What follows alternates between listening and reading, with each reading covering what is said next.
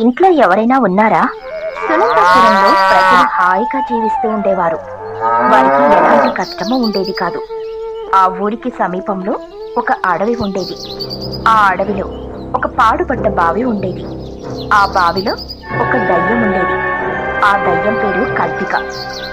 ఎన్నో రోజులుగా ఊరిలో ఉన్న వారిపై దాడి చేసి వారిని హింసించి చంపాలని అనుకుంటున్నాను. కానీ నాకు అవకాశం మాత్రం రావడం లేదు. ఊరి పొలిమేరల్లో ఉన్న శక్తివంతమైన మంత్రించిన నిమ్మకాయ కారణంగా నేను ఊరిలోకి అడుగు పెట్టలేకపోతున్నాను. దానిని ఎలా అయినా అక్కడి నుండి తొలగించాలి. అలా బావి గట్టుపై కూర్చుని కల్పిక దయ్యం ఆలోచిస్తూ ఉంటుంది. మరోవైపు ఊరిలో అందరూ ఆనందంగా ఉంటారు. వారికి ఎలాంటి ఇబ్బందులు ఉండేవి కాదు. అందరినీ ఆ ఊర్లో ఉండే దుర్గమ్మ కాపాడుతూ ఉండేది. ఏమిటి రామయ్య, ఏంటో కంగారుగా వెళ్తున్నావు? ఎక్కడికి? ఇంకెక్కడికి, ఇవాళ అష్టమి కదా, అందుకే అమ్మవారి గుడికి వెళ్తున్నాను. ఇవాళ అమ్మవారి గుడిలో పూజలు బాగా జరుగుతాయి. అయినా నువ్వేంటి ఇంకా ఇక్కడే ఉన్నావు? నువ్వు కూడా గుడికి రావచ్చుగా. నిజానికి ఇవాళ గుడికి వెళ్ళాలనుకున్నాను, కానీ నా మేనలుడు పట్నం నుండి వస్తున్నాడు. అతని కోసం ఎదురు చూస్తున్నాను. పట్నం నుండి రావాల్సిన బస్సు వచ్చేసిందిగా. అందులో నీ మేనల్లుడు లేడా? లేడు. బహుశా సాయంత్రం బస్సుకి ఏమైనా వస్తాడేమో. అయితే పద, గుడికి వెళ్దాం. అలా రాజన్న తన మేనల్లుడు రాకపోవడంతో రామయ్యతో కలిసి గుడికి వెళ్తాడు. గుడిలో ఊరి వాళ్ళందరూ కలిసి పూజలు చేస్తూ ఉంటారు. ప్రతి అష్టమి నాడు దుర్గమ్మ గుడిలో ఘనంగా పూజలు జరుగుతూ ఉండేవి. అలా పూజ ముగించుకుని అందరూ తమ తమ ఇండ్లకు వెళ్ళిపోతారు. మరోవైపు రాజన్న మేనల్లుడైన వీరు సునందపురంలో దిగకుండా అంతకంటే ముందే వచ్చే అడవి దగ్గర బస్సు దిగి ఉంటాడు. అలా అతను బస్సు దిగి అడవి మార్గం వైపు నడుచుకుంటూ ఊరి వైపుకు వెళ్తూ ఉంటాడు. అనవసరంగా దిగాల్సిన చోటు కంటే ముందే దిగినట్టున్నాను. అంతా నా కర్మ. అందుకే ఈ రాత్రి వేళలో ఇలా ఈ చీకట్లో నడవాల్సి వస్తుంది అంటూ వీరు నడుచుకుంటూ వెళ్తూ ఉంటాడు. వీరు కాస్త బావిపై కూర్చొని ఉన్న కల్పిక కంట్లో పడతాడు. ఎవరో ఇటువైపుగా వస్తున్నాడు. అతనిని ఇప్పుడే మాయ చేసిన అదుపులో పెట్టుకోవాలి. ఎన్నేళ్లకి అడవిలో ఒకడు కనిపించాడు. ఇదే మంచి అవకాశం. ఇతన్ని అడ్డు పెట్టుకుని ఊరి పొలిమేరల్లో ఉన్న నిమ్మకాయని తీయించేస్తాడు. అలా భయంకరమైన కల్పిక వీరు ముందు ప్రత్యక్షమవుతుంది. వీరు భయపడిపోతాడు. కల్పిక తన భయంకరమైన కళ్ళతో వీరు కళ్ళల్లోకి చూస్తుంది. అంతే, వీరు కల్పిక ఆధీనంలోకి వెళ్ళిపోతాడు. కల్పిక ఏం చెబితే అది చెయ్యడం మొదలు పెడతాడు. ఒక్క క్షణం కూడా ఆగకుండా సునందపురంలోకి వెళ్ళు. ఊరి బయట ఒక వేప చెట్టు ఉంది. ఆ చెట్టుకి మంత్రించబడిన నిమ్మకాయలున్నాయి. నిమ్మకాయల్ని దూరంగా విసిరేయి. అలా కల్పిక చెప్పడంతో వీరు ఏమీ ఆలోచించకుండా నడుచుకుంటూ ఊరి పొలిమేర వద్దకు వస్తాడు. పొలిమేరలో ఉన్న వేప చెట్టు వద్దకు వెళ్తాడు. వేప చెట్టుకి కట్టబడి ఉన్న నిమ్మకాయల్ని దూరంగా విసిరేస్తాడు. వీరుకి ఒక్కసారిగా కల్పిక మాయ విడిపోతుంది. అరే, కొద్ది క్షణాల ముందు నేను అడవిలో ఉన్నాను, ఇప్పుడేమో ఊరి దగ్గరికి వచ్చేసాను. అసలు ఇంత దూరం ఇంత తక్కువ సమయంలో ఎలా నడిచాను? ఏమీ అర్థం కావటం లేదు. కాసేపు నేను నిద్రపోయినట్టు అనిపించింది. పోనీలే, ఎలాగోలా నడుచుకుంటూ ఇక్కడి దాకా వచ్చేసాను. ఇక వీరు తన బ్యాగు తీసుకుని ఊరి లోపలికి వెళ్ళిపోతాడు. మరోవైపు కల్పిక గట్టిగా నవ్వుకుంటూ ఊరిలోకి అడుగు పెడుతుంది. ఎన్నో ఏళ్ళగా ఈ ఊరిలో ఉన్న వారిపై పగ తీర్చుకోవాలని అనుకుంటున్నాను. ఇప్పటికి నాకు అవకాశం లభించింది. ఇప్పుడిక ఎవరిని విడిచిపెట్టను అంటూ కల్పిక ఊరికి ఉత్తరం వైపుకు వెళ్తుంది. ఉత్తరం వైపున ఒక ఇంటి తలుపుని తడుతుంది. అప్పటిదాకా భయంకరమైన రూపంలో ఉన్న కల్పిక కాస్త అందమైన అమ్మాయిలా మారిపోతుంది. ఇంట్లో ఎవరైనా ఉన్నారా? దయచేసి నన్ను కాపాడండి, రక్షించండి అంటూ కల్పిక ఇంటి తలుపులను గట్టి గట్టిగా తడుతుంది. ఇంట్లో ఉన్న రామయ్య కాస్త బయటికొస్తాడు. రామయ్య మరియు అతని భార్య కల్పికను చూసి ఆశ్చర్యపోతారు. ఎవరమ్మా నువ్వు? నీకేం కావాలి? నేను నా భర్తతో కలిసి ఇక్కడికి వచ్చాను. నా భర్త అక్కడ రోడ్డుపై పడి ఉన్నాడు. అతనికి గుండెపోటు వచ్చింది. దయచేసి ఏదైనా సహాయం చేయండి అలా కల్పిక అడగడంతో రామయ్య మరియు అతని భార్య కల్పికతో పాటు పరిగెత్తుకుంటూ తమ ఇంటిని వదిలి బయటికొస్తారు. కానీ ఎక్కడా ఎవ్వరూ కనిపించరు. రామయ్య మరియు అతని భార్య వెనక్కి తిరిగి చూడగా అందమైన అమ్మాయి కాస్త భయంకరమైన దయ్యంలా మారిపోయి ఉంటుంది. కల్పికని చూసి వాళ్ళు భయపడిపోతారు. వెనక్కి అడుగులు వేస్తూ ఉంటారు. కల్పికేమో వారి వైపుకి అడుగులు వేస్తూ ఉంటుంది. రామయ్య మరియు అతని భార్య కాపాడమని కేకలు వేస్తారు. కానీ విచిత్రమేంటంటే ఆ కేకలు ఎవ్వరికీ వినిపించవు. కల్పిక తన చేతితో రామయ్య గొంతుని, మరొక చేతితో అతని భార్య గొంతుని పట్టుకుని గట్టిగా నులిమేస్తుంది. రామయ్య మరియు అతని భార్య అక్కడికక్కడే మరణిస్తారు. కల్పిక ఎంతో ఆనందంతో అక్కడి నుండి మాయమైపోతుంది. ఇక మరుసటి రోజు ఊరి మధ్యలో రామయ్య మరియు అతని భార్య శవాన్ని చూసి ఊరి వాళ్ళందరూ ఆశ్చర్యపోతారు. అయ్యో, ఎంత ఘోరం జరిగింది! నిన్నే ఈ వ్యక్తితో నేను మాట్లాడాను. అప్పుడే ఇలా అవుతుందని అస్సలు అనుకోలేదు. అలా అందరూ భయపడుతూ ఉంటారు. ఇంతలో రాజన్న భార్య అయిన గౌరీ అక్కడికొస్తుంది. గౌరీ దుర్గాదేవికి అపారమైన భక్తురాలు. అంతేకాదు, గౌరీకి దూరదృష్టి బాగా ఎక్కువ. ఈ శవాలను చూస్తుంటే నాకేదో అనుమానంగా ఉంది. వీరి శరీరం రంగు చూస్తుంటే పూర్తిగా నీలంలోకి మారిపోయింది. ఇదేదో దుష్టశక్తి పనిలా ఉంది. అందరూ కాస్త జాగ్రత్తగా ఉండండి. అలా గౌరీ ఊరి వాళ్ళందరికీ చెబుతుంది. అందరూ గౌరీ మాటలను పెద్దగా పట్టించుకోరు.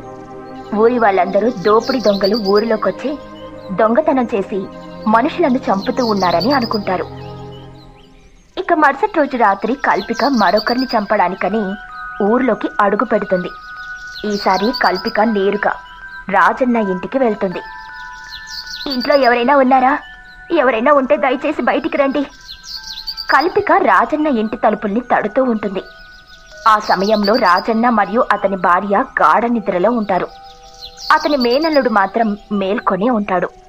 అతనికి కల్పిక మాటలు వినిపిస్తాయి. దయచేసి నన్ను కాపాడండి, నేను పెద్ద సమస్యలో ఉన్నాను, వెంటనే ఇంట్లో ఉన్నవారు బయటికి రండి. అలా కల్పిక పిలవడంతో ఇంట్లో ఉన్న వీరు బయటికొస్తాడు. ఎవరు మీరు? ఈ సమయంలో తలుపులెందుకు ఇలా తడుతున్నారు? నా బిడ్డ అనారోగ్యంతో బాధపడుతున్నాడు, దయచేసి వచ్చి అతన్ని కాపాడండి. అలా కల్పిక అడగడంతో వీరు ఏమీ ఆలోచించకుండా ఆమె వెంట వెళ్తాడు. ఎంత దూరం వెళ్ళినా బిడ్డ మాత్రం కనిపించడు. వీరుకి అనుమానం వచ్చి కల్పికని అడుగుతాడు. అసలు మీ కొడుకు ఎక్కడున్నాడు? ఉన్నాడా లేడా? అలా అడగడంతో అప్పటిదాకా అందమైన స్త్రీ రూపంలో ఉన్న కల్పిక కాస్త భయంకరమైన దయ్యంలా మారిపోతుంది. బిడ్డ లేడు, ఎవ్వరూ లేరు, ఇక్కడి దాకా రప్పించాలని ఈ మాత్రం నాటకం ఆడక తప్పలేదు. కల్పిక వీరు గొంతు పట్టుకుంటుంది. వీరు వదలమని గట్టిగా కేకలు వేస్తూ ఉంటాడు. మరోవైపు ఇంట్లో ఉన్న రాజన్న మరియు అతని భార్య గౌరీ ఇద్దరూ నిద్రలేచి వీరు కోసం వెతుకుతూ ఉంటారు. వెతుకుతూ ఇంటి నుండి బయటికొస్తారు. వారికి దయ్యం బారిన పడిన వీరు కనిపిస్తారు. గౌరీ మరియు రాజన్న పరిగెత్తుకుంటూ వీరు వద్దకు వెళ్తారు. ఎవరు నువ్వు? మా మేనల్లుడిని ఎందుకు ఇలా పట్టుకున్నావు? వదిలిపెట్టు. పట్టుకున్నది వదిలిపెట్టడానికి కాదు, ఈ ఊరికి సంబంధించిన వాళ్ళందరూ చావక తప్పదు. ఇవాళ ఇతనితో పాటు మిమ్మల్ని కూడా పైలోకాలకి పంపుతాను అంటూ కల్పిక మరొక చేతితో రాజన్న గొంతుని పట్టుకుంటుంది. వెంటనే గౌరీ పరిగెత్తుకుంటూ అమ్మవారి గుడి వద్దకు వెళ్తుంది. అమ్మా దుర్గమ్మ, పెద్ద ఆపదే వచ్చింది, నువ్వే మమ్మల్ని కాపాడాలి తల్లి, దయచేసి వచ్చి మమ్మల్ని కాపాడు, రక్షించు. అలా వేడుకోగా గుడిలో విగ్రహం కాస్త అమ్మవారిలా మారిపోతుంది. అమ్మవారు తన త్రిశూలం తీసుకుని కల్పిక వద్దకు వస్తుంది. అమ్మవారిని కల్పిక అస్సలు చూడలేకపోతుంది. నన్ను చూడలేకపోతున్నావు కదూ? నన్ను చూసే ధైర్యం లేని దానివి నా ఊరిలోకి ఎందుకు అడుగు పెట్టావు అంటూ దుర్గమ్మ తన త్రిశూలంతో కల్పికని పొడుస్తుంది. కల్పిక అక్కడికక్కడే గట్టిగా కేకలేస్తూ భస్మమైపోతుంది. ఆ శబ్దానికి ఊర్లో ఉన్న వాళ్ళందరూ బయటికొస్తారు. అందరూ దుర్గమ్మని దర్శించుకుంటారు. పిలవగానే వెంటనే వచ్చి మమ్మల్ని కాపాడినందుకు మీకు చాలా ధన్యవాదాలు తల్లి, మీ మేలుని ఎప్పటికీ మర్చిపోలేను. అలా ఊరి వాళ్ళందరూ అమ్మవారి కాళ్లపై పడి దండం పెట్టుకుంటారు. అలా అమ్మవారు అక్కడి నుండి మాయమైపోతారు. ఊరి జనాన్ని అమ్మవారు ఎప్పుడూ కంటికి రెప్పలా కాపాడుతూ ఉండేవారు. మన్నవరం అనే ఊరిలో చాలా మంది ప్రజలు హాయిగా నివసిస్తూ ఉండేవారు. ఆ ఊరిలో గొప్ప ధనవంతులు ఎంతో మంది ఉండేవారు. అలాగే పేదవారు కూడా ఉండేవారు. ఎవరి పనులు వాళ్ళు చేసుకుంటూ జీవితాలను గడుపుతూ ఉండేవారు. ఆ ఊరిలో ఉన్న కొంతమంది ధనవంతులకు పొగరు చాలా ఎక్కువగా ఉండేది. తమ వద్ద ధనం ఉందన్న అహంకారంతో పేదవారిని హింసిస్తూ ఉండేవారు. పాపం పేదవారు ఏమీ చేయలేక ధనవంతుల వద్ద పనిచేస్తూ వారిచ్చిన జీతంతోనే జీవితాన్ని గడుపుతూ ఉండేవారు. అలాంటి ధనవంతులలో ఒకరు మౌనిక. మౌనిక భర్త ఒక పెద్ద వ్యాపారవేత్త. ఆయన ముంబైలో వ్యాపారం చేసుకుంటూ ఉండేవాడు. పోయిన నెల నేను 1,00,000 రూపాయలు ఖర్చు పెట్టాను. 50,000 రూపాయలతో నాకు కావలసిన అన్ని రకాల వస్తువుల్ని కొనుక్కున్నాను.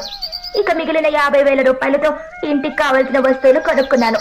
చూడు, ఎన్ని చీరలు కొన్నానో, ఎన్ని మేకప్ సామాన్లు కొన్నానో చూడు అంటూ మౌనిక తన ధనవంతురాలైన మరొక స్నేహితురాలికి చూపిస్తూ ఉంటుంది. ఆమె పేరు కల్పన. అవునవును, నిజమే, చాలా బాగున్నాయి. మా ఆయన కూడా నాకు ఖర్చులకు 1,00,000 రూపాయలు ఇస్తారు.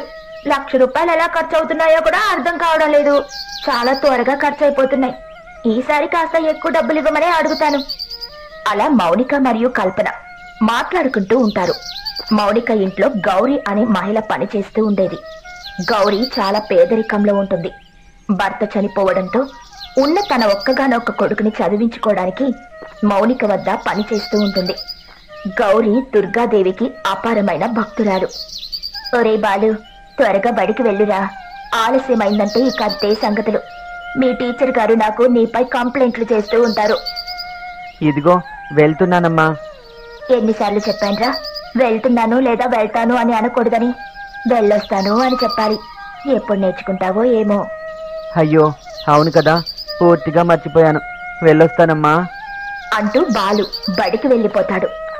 గౌరీ కూడా మౌనిక ఇంటికి పని చేయడానికని వెళ్తుంది.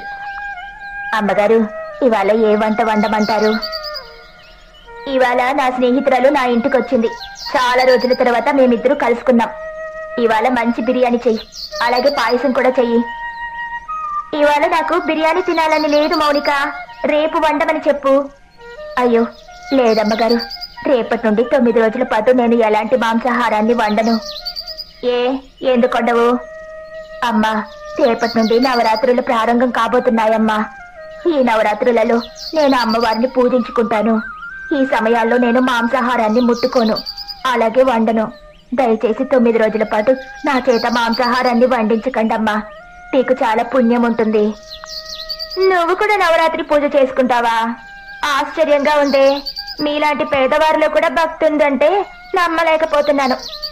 భక్తికి పేద మరియు ధనిక అంటూ భేదాలేముంటాయమ్మా. ఇలా నేను ఎన్నో సంవత్సరాల నుండి చేస్తున్నాను.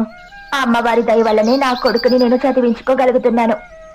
గౌరీ మాటలు విన్న తర్వాత మనం కూడా నవరాత్రి పండుగ చేస్తే బాగుంటుందని అనిపిస్తుంది మౌనిక. నువ్వేమంటావు? సరే, తప్పకుండా చేద్దాం. చాలా ఘనంగా చేద్దాం. ఊరి వాళ్ళందరూ మన పూజని చూసి వా అని అనుకోవాలి. అలా మౌనిక ధనవంతులైన తన స్నేహితులతో కలిసి నవరాత్రి పూజను చేయాలని నిర్ణయించుకుంటుంది. అనుకున్నట్టుగానే మరుసటి రోజు తన బంగ్లా ముందు ఉన్న ఖాళీ ప్రదేశంలో ఒక మండపాన్ని నిర్మిస్తుంది. ఇదిగో కల్పన, ఇవాల్టి నుండి మనం 9 రోజుల పాటు నవరాత్రి పూజని ఘనంగా జరపబోతున్నాం. ఇదిగో మాటల్లోనే వచ్చేసింది అమ్మవారి విగ్రహం. అలా మౌనిక ఒక పెద్ద అమ్మవారి విగ్రహాన్ని తెప్పిస్తుంది. ఆ విగ్రహాన్ని మండపంలో పెట్టిస్తుంది. ఆ విగ్రహం చాలా పెద్దదిగా ఉంటుంది. కల్పన, విగ్రహం ఎలా ఉంది? అమ్మవారు చూడ్డానికి చాలా అందంగా ఉన్నారు కదా? అవునవును, ఇలాంటి అమ్మవారిని నేనెక్కడా చూడలేదు. ఇంతలో మౌనిక తన ఇంటి లోపలికి వెళ్లి ఒక పెద్ద బంగారు హారాన్ని తీసుకునొచ్చి అమ్మవారి విగ్రహం మెడలో వేస్తుంది. అందరూ ఆ హారాన్ని చూసి ఆశ్చర్యపోతారు. ఇప్పుడు అమ్మవారికి అసలైన కళ వచ్చింది. అలా మౌనిక స్నేహితులు కూడా మండపం వద్దకు వస్తారు. అలా వారు ఆ అమ్మవారి మండపం వద్ద హంగామా చేస్తూ ఉంటారు. కాని గౌరీ మాత్రం తన పూజా మందిరాన్ని శుభ్రం చేస్తుంది. పసుపుతో ఒక ముద్దని చేస్తుంది. ఆ ముద్దకి కుంకుమ పెడుతుంది. ఆ పసుపు ముద్దని అమ్మవారిలా భావించి పూజించడం మొదలు పెడుతుంది. అమ్మా, వచ్చేసావా? నీకోసం నేను సంవత్సరం నుండి ఎదురు చూస్తున్నాను. ఈ 9 రోజులు నేను హాయిగా పూజ చేసుకునేలా నన్ను దీవించు తల్లి. నా మనసులో ఎలాంటి చెడు ఆలోచన రాకుండా నువ్వే నన్ను కాపాడాలి తల్లి అంటూ గౌరీ అమ్మవారికి పూజ చేయడం మొదలు పెడుతుంది. మొదటి రోజు గౌరి నీటిలో తడిపిన అటుకులను అమ్మవారికి నైవేద్యంగా నివేదిస్తుంది. తల్లి, ఈ అటుకులను తినమ్మా. అలాగే ఇదిగో ఈ కొబ్బరి నీళ్లను కూడా తాగు. నేనిక పనికి వెళ్ళొస్తాను. సాయంత్రం తిరిగొస్తాను. రాగానే మళ్ళీ నీకు పూజ చేసి మరో నైవేద్యాన్ని సమర్పిస్తాను తల్లి. అలా గౌరి పని చేయడానికని వెళ్ళిపోతుంది. మౌనిక కూడా మండపం వద్ద పూజ చేస్తూ ఉంటుంది. గట్టిగా డప్పు శబ్దాలు కొడుతూ పూజలు చేస్తూ ఉంటారు ధనవంతులు. ఇవాళ నేను అమ్మవారి కోసం 4 కేజీల పులిహోరాన్ని తయారు చేయించాను. ఈ పులిహోరలో బాస్మతి బియ్యాన్ని వాడాను. అంతేకాదు ఈ పులిహోరని ఈ ఊర్లోనే మంచి వంటగాడైన రంగయ్య చేత చేయించాను అంటూ మౌనిక తాను తయారు చేసిన పులిహోరాని అమ్మవారి విగ్రహం ముందు పెడుతుంది. అలాగే మొదటి రోజు పూజ కూడా చేస్తుంది. అమ్మవారు నవరాత్రి సమయంలో తన భక్తులను పరీక్షించాలని అనుకుంటుంది. అమ్మవారు భూలోకంలో ప్రత్యక్షమవుతుంది. ఒక కటిక దరిద్రాన్ని అనుభవిస్తున్న స్త్రీ వలె మారిపోతుంది. అమ్మవారు ఆ పేదరికం అనుభవిస్తున్న స్త్రీ రూపంలో ప్రతి మండపం వద్దకు వెళ్లి ఆహారాన్ని ప్రసాదించమని అడుగుతుంది. కాని ఎవ్వరూ ఆమెకి ఆహారాన్ని ఇవ్వరు. అమ్మవారు మౌనిక వద్దకొచ్చి ఇలా అడుగుతుంది. అమ్మా, నాకు చాలా ఆకలిగా ఉంది. పులిహోర సువాసన ఆదిరిపోతుంది. నాకు కాస్త ఆహారాన్ని ఇవ్వమ్మా. అలా ఆ పేద స్త్రీ మౌనికని అడుగుతుంది. బాస్మతి బియ్యం వేసి నేను ఈ పులిహోరాని తయారు చేయించాను. అంతేకాదు ఈ ఊర్లోనే అద్భుతమైన వంటగాడి చేత దీనిని తయారు చేయించాను. ఇంత కష్టపడి తయారు చేయించిన దీనిని నీకిస్తే ఎలా? ఇది మాలాంటి ధనవంతులు తినాల్సిన ప్రసాదం. నీకిక్కడ ఎలాంటి చోటు లేదు అంటూ మౌనిక ఆ పేద స్త్రీని అక్కడి నుండి గెంటేస్తుంది. పాపం గౌరికి ఆ స్త్రీని చూసి జాలి కలుగుతుంది. అమ్మా, మీకు ఆకలిగా ఉందా? దయచేసి మా ఇంటికి రండి. నేను మీకు ఎంతో కొంత ఆహారాన్ని పెడతాను. అలా గౌరి ఆ స్త్రీని తన ఇంటికి తీసుకుని వెళ్తుంది. అమ్మవారికి ప్రసాదంగా నివేదించిన అటుకులని ఆ పేద స్త్రీకి కూడా ఇస్తుంది. ఆ పేద స్త్రీ ఆ అటుకులను తిని అక్కడి నుండి వెళ్లిపోతుంది. అలా మొదటి రోజు కాస్త గడిచిపోతుంది. ఇక రెండో రోజు అమ్మవారు మళ్లీ తన భక్తులను పరీక్షించాలని నిర్ణయించుకుంటుంది. ఈసారి అమ్మవారు ఒక చిన్న పాప రూపంలో మౌనిక వద్దకు వస్తుంది. నాకు బొమ్మలు కావాలి. ఆడుకోవడానికి నా వద్ద బొమ్మలు లేవు. అలాగే మంచి దుస్తులు కూడా లేవు. చూస్తుంటే మీరంతా గొప్ప ధనవంతుల్లా ఉన్నారు. నాకు కొన్ని బట్టల్ని అలాగే బొమ్మల్ని ఇవ్వచ్చు కదా.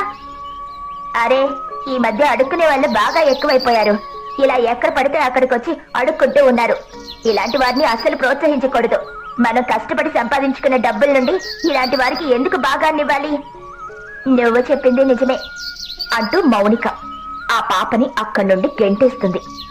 ఈసారి ఆ పాపేమో గౌరీ ఇంటికెళ్ళి బొమ్మలు కావాలని అడుగుతుంది.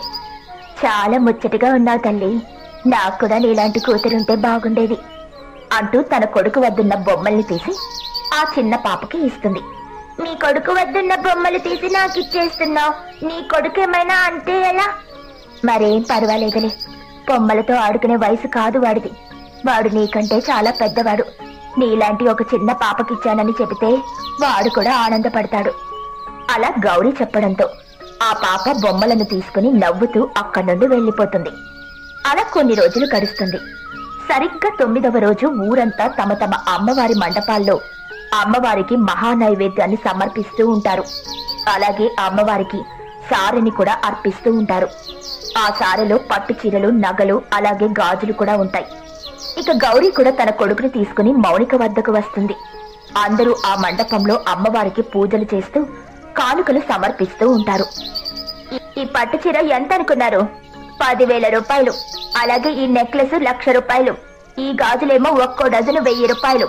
ఇవంతా నేను అమ్మవారికి సమర్పిస్తున్నాను అంటూ మౌనిక అమ్మవారి ముందు పెడుతుంది. ఇంతలో అమ్మవారు ప్రత్యక్షమవుతుంది. అక్కడున్న వాళ్ళందరూ ఆశ్చర్యపోతారు. అమ్మవారు ఆ సారిని తన చేతిలోకి తీసుకుని గౌరీ వద్దకు వచ్చి గౌరీ చేతిలో పెడుతుంది. గౌరీ వాటన్నిటినీ తీసుకుని అమ్మవారి కాళ్లపై పడి ఆశీర్వాదాన్ని తీసుకుంటుంది. అమ్మా, ఆ సారిని నేను నీ కోసం కొన్నాను. నువ్వు అలా నా పని మనిషికి ఇస్తే ఎలా? నేను అడిగినప్పుడు నువ్వు నాకివ్వలేదు. కానీ నేను అడిగిన ప్రతిసారి నాకు ఎంతో కొంత సాయం చేసేది ఈ గౌరీ. అందుకే నేను ఈ కానుకని గౌరీకి ఇస్తున్నాను. అర్థం కావడం లేదు కదూ? ఎన్నోసార్లు నేను పేదదాని రూపంలో ఈ మండపానికొచ్చాను. చెయ్యి చాచి నిన్ను ఆహారం అలాగే బట్టలు ఇవ్వమని అడిగాను. నువ్వు నన్ను చీకొట్టావు. కానీ ఈ గౌరీ ప్రతిసారి నాకు ఏదో ఒక సహాయం చేసేది. అందుకే నాకు వచ్చిన ఈ కానుకని తనకు ఇస్తున్నాను. దేవత ఎప్పుడు ఇలా త్రిశూలం అలాగే ఒంటి నిండా బంగారం వేసుకుని రాదు. కొన్నిసార్లు పేదదాని రూపంలో కూడా వస్తుంది. నన్ను గుర్తుంచకపోయినా పర్వాలేదు, కానీ అవమానిస్తే మాత్రం పర్యవసానం ఇలానే ఉంటుంది. అలా దుర్గమ్మ అక్కడున్న ధనవంతులందరికీ మంచి గుణపాఠాన్ని నేర్పుతుంది. అలా దుర్గమ్మ గౌరీని ఆశీర్వదించి అక్కడి నుండి మాయమైపోతుంది.